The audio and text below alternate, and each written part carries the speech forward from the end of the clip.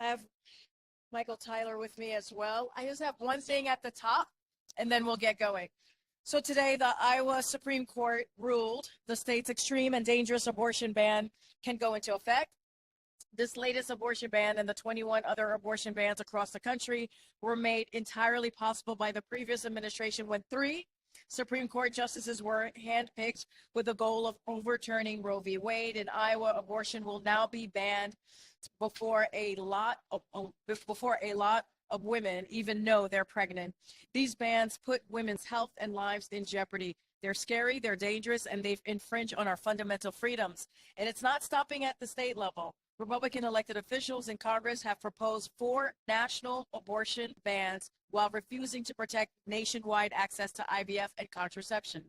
President Biden believes that women in every state must have the right to make deeply personal decisions about their health care, and he will continue to call on Congress to restore the protections of Roe v. Wade in federal law once and for all. And with that, I have our the president's campaign communications director, to be clear, Michael Tyler, who is going to take any campaign questions that you have. I think you had something at the top, Yeah, right? I'll just start and open up too. Good to see everybody.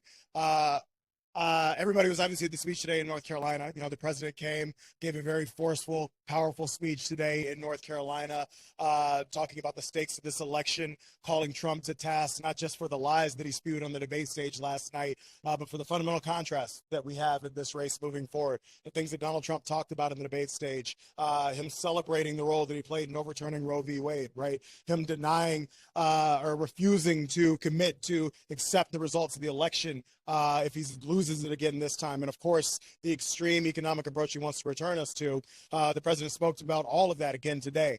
Obviously, I think the president said himself, he's not as good as a debater as he used to be. Doesn't walk or talk as smoothly as he used to, but he knows how to fight like hell. And I think he showed that today in North Carolina. And so that's what the American people are going to continue to see day in and day out for the remainder of this campaign.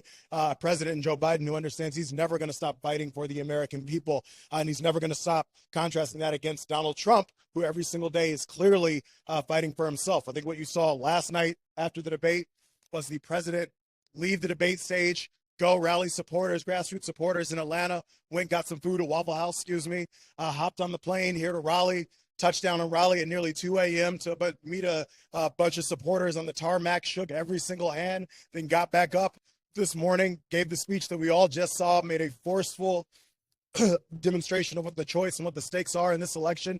And he's going to continue to do that day in and day out for the remainder of this campaign. So we're excited coming off of today. He understands that sometimes you get knocked down, but you get back up and you keep fighting. And that's exactly why the American people elected him in the first place. And it's why they're going to reelect him again in November. So with that, I'll take a few questions. Yeah, the president's appearance in Raleigh, was it a mistake to insist on no audience for the debate? And secondly, what kind of outreach is the campaign doing to Democrats and others who are concerned about winning in November based on his performance last night? Yeah, so I think one of the things that the American people got to see last night on the debate stage was Donald Trump in prime time as well. They got to see the Donald Trump that has been speaking at the MAGA rallies since he launched his campaign, where he is every single day been talking about ruling as a dictator on day one, where he's been calling for a bloodbath, where he's been celebrating January 6th, promising to pardon the insurrectionists of January 6th. The vast majority of the American people had not heard that at all until last night.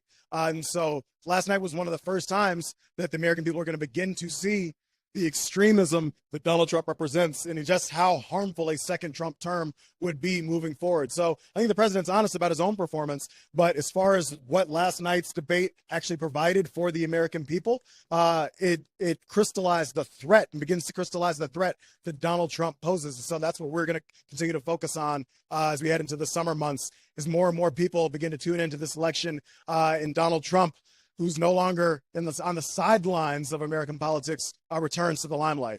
And not having an audience? No, listen, I think it forced Donald Trump. What you saw Donald Trump do throughout the course of that debate as it went on was obviously he spent the entire night lying. But as the debate went on in prime time, without an audience for him to feed off of, he became more unhinged. He started to spew more and more lies, and he reminded the American people of exactly why they fired him in the first place. When he said that The overturning of Roe was a great thing. Again, when he refused to commit to accept the results of an election, when he, again, said that his corporate giveaways were the right thing to do. That's what the American people have rejected already. They have not necessarily heard him say that in prime time, but that's what they got to see last night. I think it, Oh, I'm so Go ahead. sorry. I'm so sorry. No, go ahead.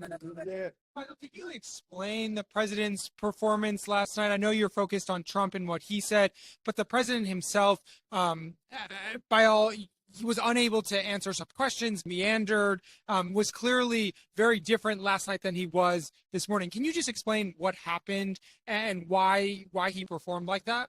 I think the president said it himself today. I think he didn't have the best night on the debate stage, but he'd rather have one bad night than a candidate with a bad vision for where he wants to take the country. And again, I think that's what the American people saw in Donald Trump last night. Certainly what they're going to see with him as he returns to a MAGA rally in Virginia today. They're going to see exactly why they fired him in the first place as he continues to be more and more in the limelight moving forward. Do you firmly reject any calls for the president to consider stepping aside or not running again? Are there any conversations about that? No conversations about that whatsoever.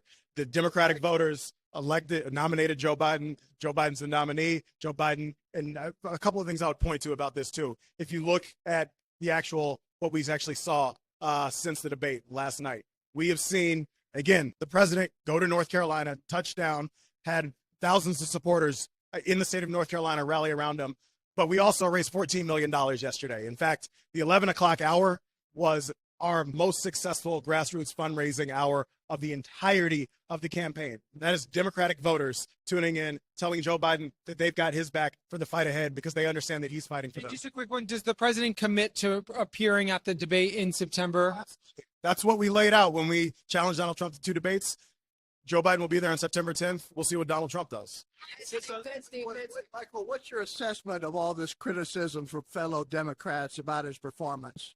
And I've also seen people like Governor Shapiro, Governor Walz, Governor Whitmer, Speaker to be Jeffries as well, who talked about the president who was on that debate stage, obviously fighting for the American people, and on the stage today in North Carolina, demonstrating that he's always going to get back up and continue to fight for the American people every single day and lay out the fundamental stakes of this election. Are we going to have a president who fights for the American people, protects their freedoms, stands up for our democracy, fights for an economy that grows from the middle out and the bottom up? Or are you going to have somebody like Donald Trump, who made it very clear on the debate stage last night, makes it very clear every single day on the stump, that he is fighting for himself as a convicted felon? He does not care about the harm that he causes, the chaos that he causes, the division or the violence that he sows, so long as Donald Trump comes out on top. That's what the president called out today in North Carolina, and that's the choice that we're going to continue to present to the American people going forward. Has the president made any phone calls to fellow Democratic leaders trying to calm people down? I can't speak to that yet.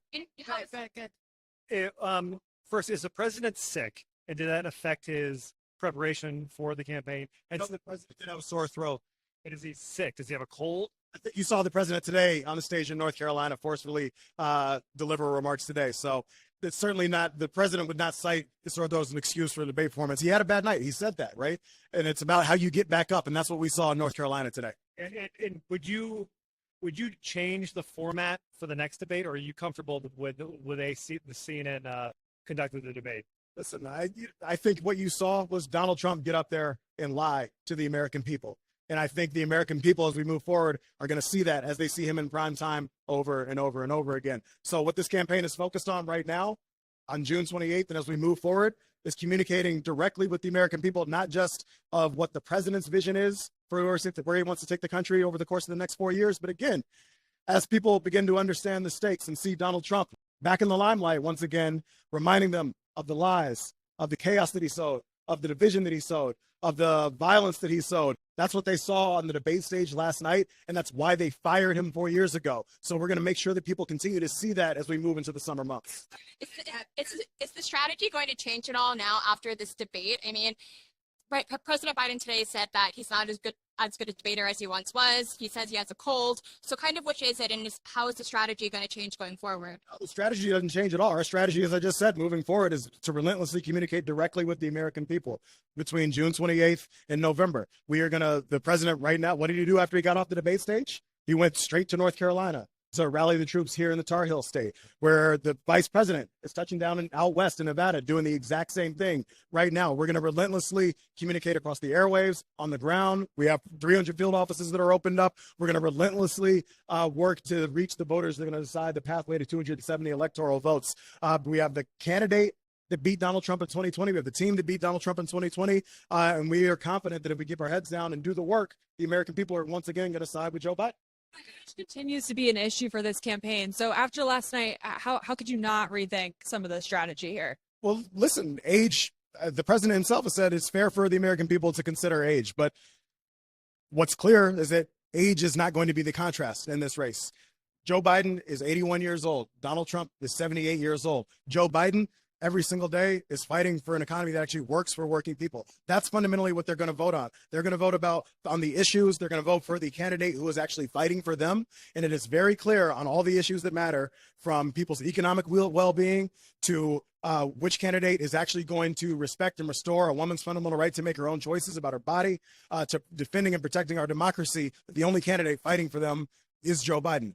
Donald Trump clearly fighting for himself and fighting against the American people on all of those issues. That's how the voters are going to fundamentally make their decision. Did you feel like the president performed differently in the debate prep? Did you see any kind of difference? Listen, the president himself said he didn't have the best night. I think everybody understands that. And what you saw him to do today was to get right back up and carry on the fight. That's exactly what people in North Carolina saw. That's what people across America are going to see. And that's what they're going to see in the days to come. This is a president who understands that he's never going to stop fighting for the American people. And that's what we'll continue to do. Tyler, we're going to wrap it up. 10 million people watched the debate last night. A lot fewer will have seen the president's performance in North Carolina today. So how do you make up for that gap of the people who just saw the image last night and did not see the rally that you guys are excited about today? Yeah, that's why you have a campaign, to relentlessly communicate the president, his vision, his message. It's not just the travel on the ground. It's not just on television. It's how we package and disseminate content. I would actually look at a lot of the work that we did with content creators, not just last night, but continuing to today. We're going to continue to communicate relentlessly and use all channels of communication to make sure that people actually see the fighter in Joe Biden who got up on that stage today, and will do so in the weeks to come. A rally is vastly different than a debate. So back to sort of the strategy angle, if they are going to have a second matchup in September, what is the actual strategic difference in preparation so that you have more of what happened today at the rally and less of what happened last night at the debate? We'll talk more about the second debate as we get closer to the second debate. What we're focused on right now on June 28th is doing what we're doing today, getting back out on the stump, communicating directly with the voters that are going to decide the election in the battleground states. You have the president here in North Carolina, again, the vice president in Nevada, on the ground talking with the voters in those states that are going to decide this election. I think you saw how North Carolinians responded to the president's message and his vision today in North Carolina. You're going to see the same thing out west where people get a chance to see Kamala Harris. And that's what our focus is going to be on, right? Directly engaging the voters, making sure that all of our organizers, we have over 1,000 organizers across all the battleground states who are relentlessly doing the work on the ground. Our paid advertisements continue to be aggressive. They continue to outpace the work that Donald Trump is doing, who's still the vast majority of the money that his campaign is raising is still doing things like paying legal fees for somebody who's now a convicted felon, right? I think it's in stark contrast, given the polarized electorate that we're in, given the fact that both of these candidates are so well known, the work that the candidates and the campaigns are doing to turn out and organize their voters matters that much more. And so that's what this campaign is going to be focused on as we head into the summer. One last thing, will you review how you do the debate preparation for, examine whether you need to do some things, need to do more things? Again, I think I just answered that question. I said we think more. That's okay. We'll approach the second debate when we get closer to the second debate. Our focus right now is on communicating directly with the voters. Darlene, last question. Can you give us a Tune in. Is it possible? Y'all just have to wait. All right, Laura, you have All right. last question. Considering any staffing changes on the campaign after last night? Absolutely not. This is the team that beat Donald Trump in 2020. It's the candidate that beat Donald Trump in 2020, and we're going to beat him in 2024. All right, Tyler, really, Well, there was an all-staff meeting today with the campaign. What was the message that was sent to the? But I was on the plane when it happened, so have nothing to read out for you, The unfortunately. campaign focus on Virginia at all anymore? I know Trump is in Southern Virginia. Is that going to become a focus point for the campaign? This campaign is focused on the path to 270 electoral votes in the battleground states. I think that's reflected in everything that we're doing today. We're in North Carolina. We're in Nevada. I think you've seen our path to victory. The states that we're focused on that are actually going to decide the pathway to 270 electoral votes. Donald Trump can do. I know he talks about rallies in New York City, for example, but we're not going to allow him and his nonsense to distract us from what we know the task at hand needs to be. We're going to remain disciplined and do the work to get to 270 electoral votes. All right. Thanks, All right, y'all. everybody. Thanks. Thank you so much. We will be doing this more often. All right. Thanks, y'all. Appreciate it. Okay, Karine. That's it. Thanks, everybody. I don't know. What else can I say? Can you tell us more about his cold? When did he contract it? What did it affect his performance last Tested night? for COVID. So, okay, step back for a second. So yes, and I think we shared this with many people yesterday. The president had a cold. He had a sore throat. That happens. And that's what you heard last night. And you know, I'll leave it there. I don't have anything else to add. I think Michael covered a lot of this just moments ago. But yes, he had a cold. He had a sore throat. Once he knew that he had a cold and a sore throat, he tested. He certainly tested for COVID. It was negative, and then we moved on from there. Why did the White House wait until the middle of the debate to release that information? I'll tell you this. Look, he had a strong debate prep week, and he got a cold, which happens. It happens. It's not unusual. It's not something, you know, I mean, you don't share every time, you know, the president has a cold. It happened. And once he had the cold and had a sore throat, again, he tested negative for COVID, and then we moved on. But just curious about the disclosure of that information. I mean, Tyler, he got a cold. It In happened. terms of when the sequencing, like instead of before the debate, in the middle of the debate, how you decide when. to Oh, put it well, out. obviously during the debate, we were asked if the president has a cold. We said, well, we were asked about his hoarse voice. We shared that he had a cold. We shared that he tested negative, and then we moved on. That's it. It was from his voice as he was speaking during the debate, obviously. Were there plans to let the public know if you weren't you know, asked about it? It happens. He had a cold. Right, but you're during the debate, that was the blame for why he wasn't doing well. Voice. So people asked why he had a hoarse voice because he had a cold.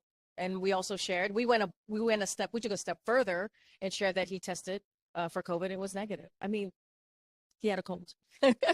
That's what it was. President, how is he feeling? Did you talk to him last night? How he's? I'm not gonna disclose my private conversations with the president. Obviously, I speak to him often. You saw him today. You saw him, and I'm gonna be super mindful. Obviously, it was a campaign event today, but you saw him. He spoke directly to the American people. You saw the crowd. You saw what he laid out. He laid out his vision for the future, what he's done in the past 3.5 years, and that's what I'll stick to. The other part you could actually, obviously, you could see for yourself. But the president is a fighter. He's going to continue to fight for the American people as he's done the last 3.5 years. That doesn't end. That doesn't stop. And that's what you'll continue to hear from this president, as you saw today. Any reaction from him to the reaction to his performance last night? Look, I think the president, and I said this yesterday, the president always takes an opportunity when he's in front of an audience, when he knows that millions of Americans are going to tune in to hear directly from him. He's going to take that opportunity to lay that out.